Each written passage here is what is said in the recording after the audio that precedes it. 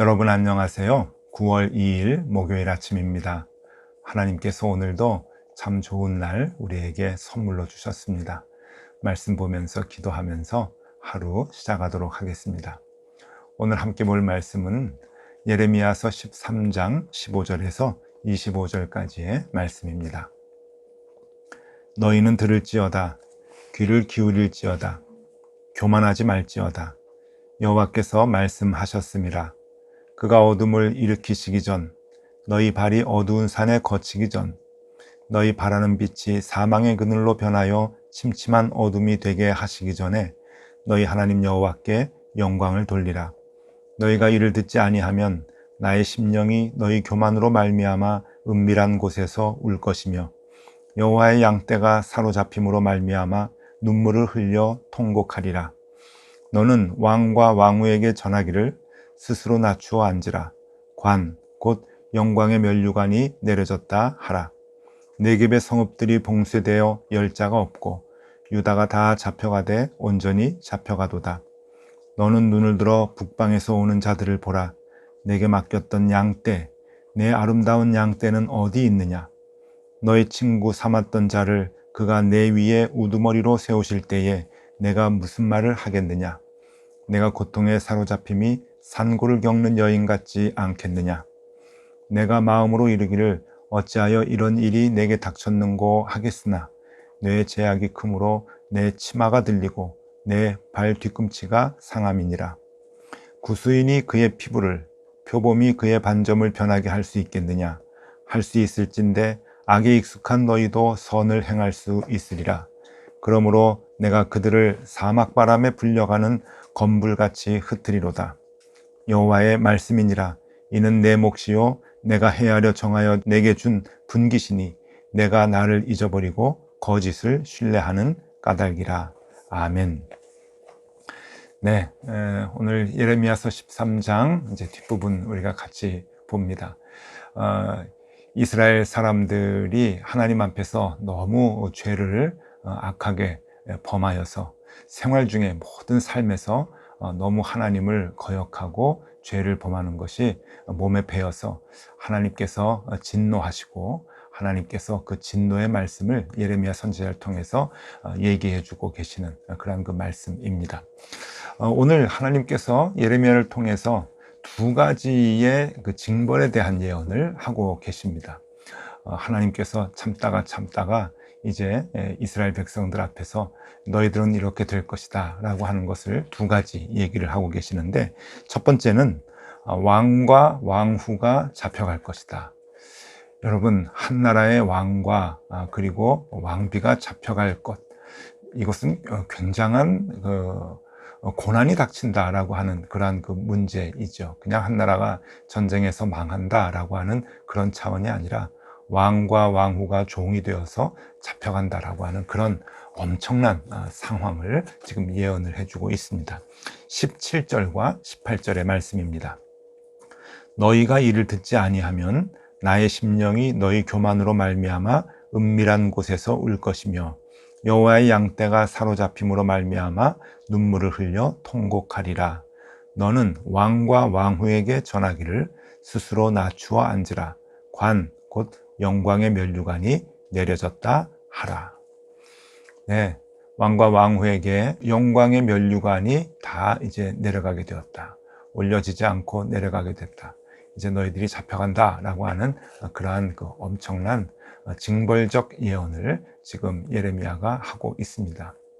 하나님께서는 또 한 가지 그 징벌적 예언을 하고 계시는데, 두 번째로는 왕과 왕후만 잡혀가는 것이 아니라 백성들이 잡혀갈 것이다. 백성들이 포로가 되어서 잡혀갈 것이다 라고 하는 것을 말씀해 주고 있습니다.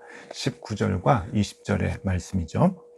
네겝의 성읍들이 봉쇄되어 열자가 없고 유다가 다 잡혀가되 온전히 잡혀가도다.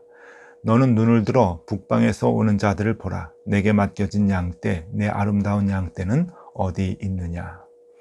네, 하나님께서 맡겨주신 양떼, 유다의 백성들, 선량한 백성들, 이 백성들이 북방에서 온 바벨론으로 다 잡혀갈 것이다 라고 하는 예언을 지금 하고 있습니다.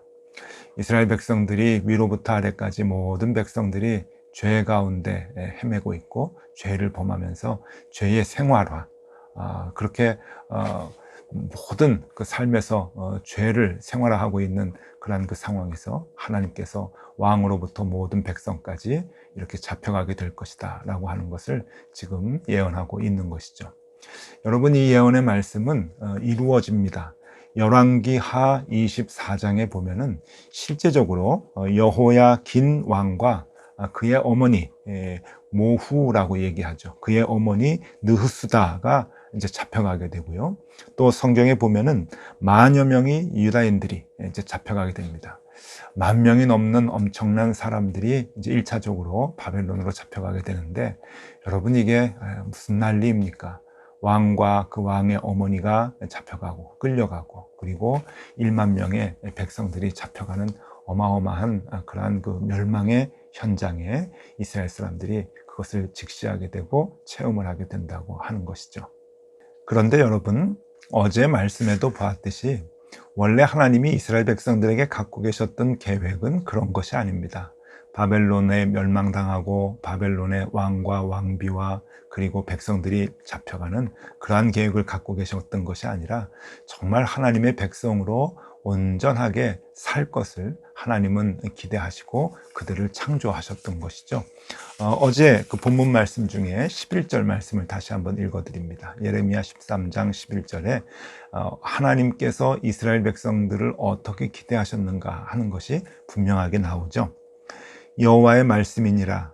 띠가 사람의 허리에 속함같이 내가 이스라엘 온 집과 유다 온 집으로 내게 속하게 하여 그들로 내 백성이 되게 하며 내 이름과 명예와 영광이 되게 하려 하였으나 그들이 듣지 아니하였느니라. 네, 하나님께서 이스라엘 백성들에게 갖고 계셨던 기대 두 가지가 분명하게 나오는데 정리를 좀 해보겠습니다.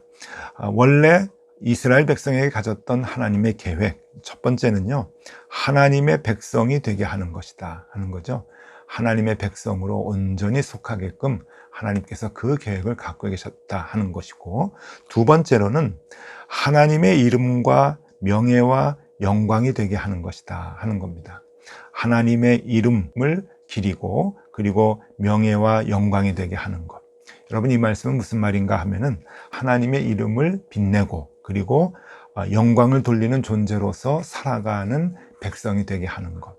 그러니까 그들로 하여금 하나님이 너무 기뻐하시는, 이스라엘 백성들로 하여금 하나님이 명예가 올라가고 하나님께 영광이 되는 그러한 백성이 될 수 있도록 하나님께서는 계획하셨는데, 이스라엘 백성이 그만 죄로 인해서 그것을 다 잃어버리고 말았던 것이죠. 하나님께서 주시고자 하는 그 엄청난 복을 이스라엘 백성들은 발로 차고 말았습니다. 정말 이스라엘 백성들은 자신들의 죄로 인해서 그 하나님께서 주고자 하시는 엄청난 그 복을, 하나님의 백성이 되고 하나님의 이름을 영광되게 돌리는 그러한 그 존재가 되게 하는 그 역할을 감당하지 못하게 되는 것이죠. 네, 이스라엘 백성들이 얼마나 죄에 빠져 살았으면, 얼마나 그 죄가 습관이 되어서 정말 돌이킬 수 없을 정도로 그 죄의 생활화가 되었으면 하나님께서 그렇게 진노하셨겠습니까? 하나님께서 이스라엘 백성들이 불가능하다, 돌아오는 것이 불가능하다라고 하는 것을 이렇게 표현하고 계십니다. 오늘 23절 말씀인데요. 이스라엘 백성들이 죄가 몸에 배어서 습관이 되었고 그리고 너무 생활화된 것을 하나님은 안타까워하신 것이죠. 그것을 23절에 이렇게 표현하고 있습니다. 구스인이 그의 피부를, 표범이 그의 반점을 변하게 할 수 있느냐? 할 수 있을진데 악에 익숙한 너희도 선을 행할 수 있으리라. 네, 조금 그 내용이 이해하기가 조금 어려운 그 내용인데요. 뜻은 이런 겁니다. 구스인이 어떻게 그 피부색을 변하게 할 수 있느냐? 구스인은 에티오피아 사람을 얘기하는 거거든요. 에티오피아 사람이 피부가 브라운 그 색인데 그 피부를 어떻게 바꿀 수 있겠느냐? 그리고 표범의 그 반점, 그 표피의 그 반점이 어떻게 바뀔 수 있겠느냐. 그것이 바뀔 수 있다고 한다면 이스라엘 백성들도 악에서 선한 것으로 바뀔 수 있다는 것 아니냐.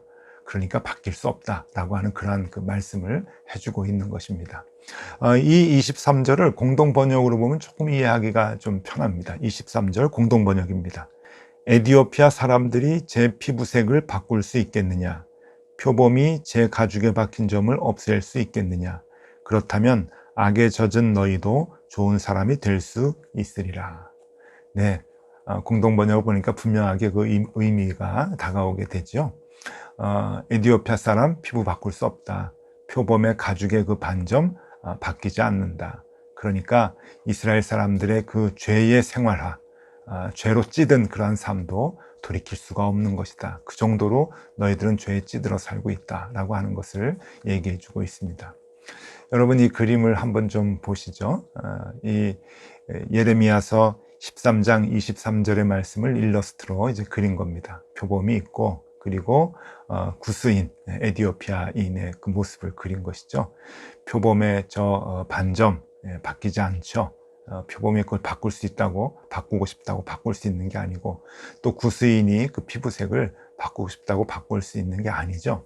그것과 마찬가지로 이스라엘 사람들의 죄가 지금 온전히 생활화돼서 정말 이제는 다시금 돌이킬 수 없을 때까지 정말 깊숙이 죄 가운데 빠져 있다라고 하는 것을 한탄하시면서 이렇게 표현을 하고 있으십니다. 네, 여러분 하나님께서 얼마나 안타까워 하시겠습니까? 얼마나 하나님께서 마음이 아프시면 이스라엘 백성들을 이렇게 백성을 삼으시고 하나님의 이름을 영광대에 돌리게 하는 그러한 존재로서 하나님께서 계획을 하셨는데 그것이 이제 다 수포로 돌아가고 바벨론에 끌려가서 멸망당하는 그러한 그 백성이 될 수밖에 없는 상황입니다. 이런 생각을 좀 해봅니다. 하나님 너무 매몰차시다. 하나님 사람이 좀 악할 수도 있고 죄를 좀 범할 수도 있는데 조금 더 참아주시지 왜 하나님 그렇게 매몰차게 이스라엘 사람들을 바벨론에 의해서 멸망되고 포로로 잡혀가게 하셨을까 하는 생각을 하게 됩니다. 네, 여러분 성경에 보면은 하나님도 오래 참으시죠. 하나님은 기본적으로 우리 인간들이 너무 약하다고 하는 것을 알고 계십니다. 의지가 약하고 그리고 죄에 대해서 싸울 힘이 없다고 하는 것도 하나님이 알고 계시죠.